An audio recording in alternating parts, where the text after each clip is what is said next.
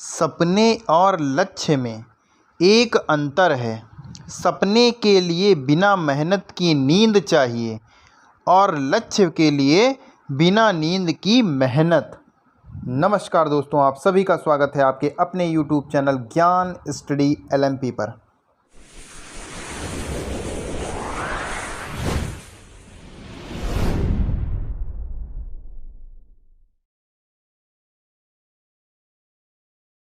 दोस्तों, आज हम लोग यूपी लेखपाल में आने वाला ग्राम समाज एवं विकास के महत्वपूर्ण प्रश्न करने वाले हैं, जो आपके कंपटीशन एग्ज़ाम्स के लिए बहुत ही इम्पॉर्टेंट हैं, जो कि आपके आने वाली लेखपाल की परीक्षा 2022 में बहुत ही महत्वपूर्ण रहने वाली है। तो आइए शुरू करते हैं। दोस्तों, अगर अभी तक आपने चैनल को सब्सक्राइब नहीं किया है तो चैनल को सब्सक्राइब कर लें और बेल आइकन के दबाना ना भूलें, जिससे अगली क्लास की जानकारी आपको मिलती रहे। तो आइए शुरू करते हैं आज की क्लास। आज का हमारा पहला प्रश्न है, पंचायत चुनाव का आयोजन कौन कराता है? आपके ऑप्शन हैं ए केंद्र सरकार, बी राज्य सरकार, सी केंद्रीय चुनाव आयोग, सी राज्य चुनाव आयोग। तो दोस्तों, पंचायत चुनाव का आयोजन जो होता है वो राज्य चुनाव आयोग कराती है, यानी इस प्रश्न का सही उत्तर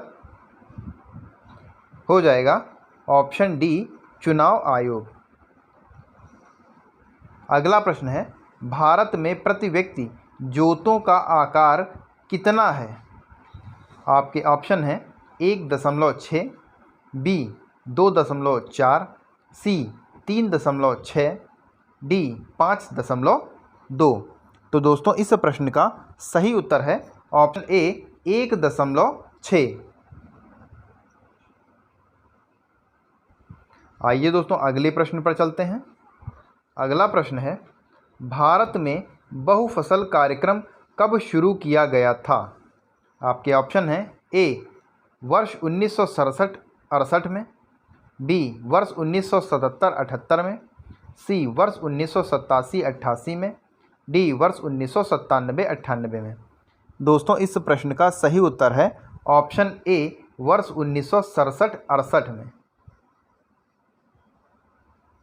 अगला प्रश्न है, वर्तमान में उत्तर प्रदेश में आबाद ग्रामों की संख्या है? आपके ऑप्शन हैं ए 97,941, बी 68,240, सी 55,226, डी 86,114। तो दोस्तों, इस प्रश्न का सही उत्तर है ऑप्शन ए 97,941।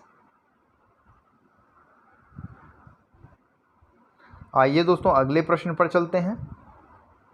अगला प्रश्न है, किस जल निकाय व्यवस्था में सहायक नालियां समांतर क्रम में विन्यस्त रहती हैं?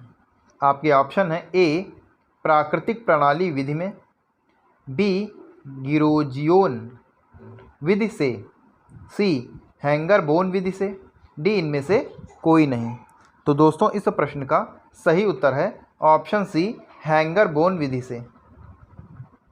अगला प्रश्न है, केंद्रीय गांव और बिखरे हुए गांव के रूप में ग्रामीण समाज का वर्गीकरण करने वाला विद्वान निम्न में से कौन सा है?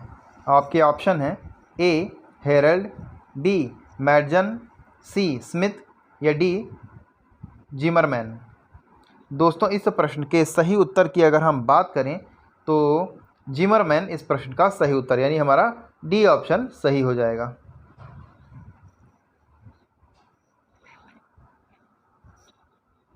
अगला प्रश्न है, जो व्यक्ति बुद्धि के आधार पर ख्याति अर्जित करते हैं वे कहलाते हैं? ए बौद्धिक नेता, बी कलात्मक नेता, सी प्रत्यक्ष नेता, डी अप्रत्यक्ष नेता। तो दोस्तों, इस प्रश्न का सही उत्तर है, जो व्यक्ति बुद्धि के आधार पर ख्याति प्राप्त करते हैं उन्हें बौद्धिक नेता कहते हैं, यानी हमारा ए ऑप्शन सही हो जाता है। आइए दोस्तों, अगले प्रश्न पर चलते हैं। अगला प्रश्न है, IRDP पूरे देश में कब प्रारंभ किया गया? आपके ऑप्शन हैं 2 जनवरी 1980 को, बी 2 अक्टूबर 1980 को, सी 2 फरवरी 1980 को, डी 2 नवंबर 1985 को। तो दोस्तों इस प्रश्न का सही उत्तर है ऑप्शन बी 2 अक्टूबर 1980 को। अगला प्रश्न है, ग्रामीण समाज में आकाशीय विशेषता के आधार पर भारतीय गांव की जनसंख्या कितनी मानी जाती है? इसमें दोस्तों आकाशीय विशेषता के आधार पर पूछा गया है, तो इस प्रश्न का सही जवाब है ऑप्शन ए 1000। अगला प्रश्न है, भीतरी जल निकाय से भूमिगत नालियां बनाई जाती हैं। ऑप्शन है टाइल नालियां, बी पाइप नालियां, सी पत्थर की नालियां, डी उपयुक्त सभी। तो दोस्तों इस प्रश्न का सही उत्तर है भीतरी जल निकाय के लिए पत्थर की नालियां बनाई जाती हैं, यानी हमारा सी ऑप्शन सही हो जाता है। अगला प्रश्न है, उत्तर प्रदेश में ऑपरेशन ग्रीन योजना का शुभारंभ हुआ था। आपके ऑप्शन है जुलाई 2001 में, मार्च 2002 में, अगस्त 2003 में, सितंबर 2000 में। तो दोस्तों इस प्रश्न का सही उत्तर है ऑप्शन ए 2001 में।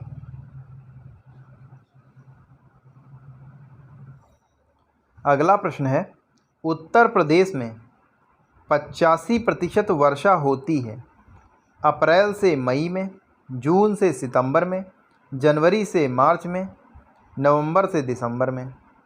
तो दोस्तों उत्तर प्रदेश में 85% वर्षा की अगर हम बात करें तो ये जून से के महीने से प्रारंभ होती है और सितंबर तक होती है।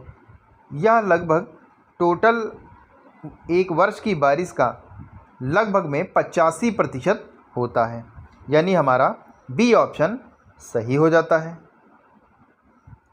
अगला प्रश्न है, गीली मिट्टी के रंध्राकोशों में पाया जाता है। आपके ऑप्शन हैं ए वायु, बी जल, सी वायु और जल दोनों, डी इनमें से कोई नहीं। तो दोस्तों इस प्रश्न का सही उत्तर है वायु और जल दोनों, यानी हमारा सी ऑप्शन सही हो जाता है। आइए दोस्तों अगले प्रश्न पर चलते हैं।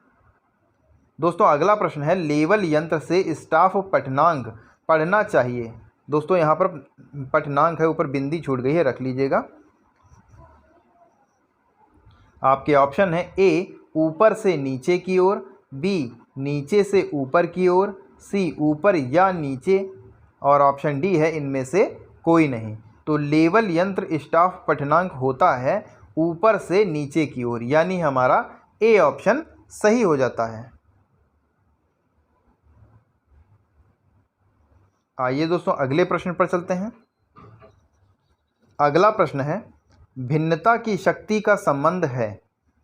आपके ऑप्शन हैं ए वैधता से, बी पद वैधता से, बी पद वैधता से, सी पद विश्लेषण से, ऑप्शन डी है ये सभी से। तो दोस्तों इस प्रश्न का सही उत्तर की अगर हम बात करें तो भिन्नता की शक्ति का संबंध वैधता से भी होता है, पद वैधता से भी होता है, पद विश्लेषण से भी होता है, यानी इस प्रश्न का सही उत्तर हो जाएगा ऑप्शन डी सभी से। दोस्तों आज के लिए बस इतना ही। कैसी लगी आज की क्लास कमेंट करके ज़रूर बताएं, और अगर अच्छी लगी हो तो लाइक करें। दोस्तों 5-7 मिनट की वीडियो में मैं आपको 10 से 15 क्वेश्चन तक करा देता हूं। ये क्वेश्चन आपके लिए बहुत ही इम्पॉर्टेंट हैं, इनको बहुत ही ध्यान से एक पेन और एक पेपर लेकर नोट कर लिया करें। जैसे ही लेखपाल के एग्ज़ाम की कोई डेट आती है तुरंत हम प्रैक्टिस सेट लगाना शुरू कर देंगे, और इनमें से काफ़ी क्वेश्चन उसमें से होंगे, और पूरा आपसे वादा है कि इन लेखपाल की परीक्षा में जो हम प्रैक्टिस सेट कराएंगे उसी तरह से मिलता हुआ आपको एग्ज़ाम हॉल में मिलेगा। दोस्तों अगर आप चैनल पर पहली बार आए हैं तो चैनल को सब्सक्राइब करना ना भूलें, मिलते हैं अगली क्लास में। तब तक के लिए नमस्कार। जय हिंद, जय भारत।